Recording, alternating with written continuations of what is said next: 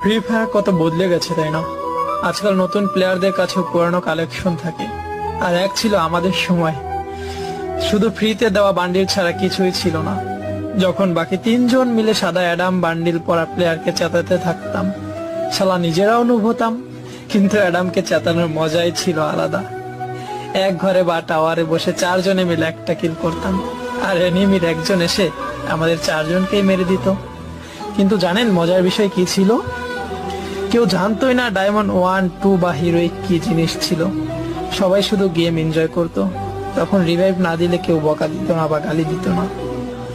ওই সময় যে নক হয়ে যেত সে চিৎকার করে করে বলতো, ভাই তুই পিছনে পালা, সামনে এনিমি, তোকে মেরে দিবে।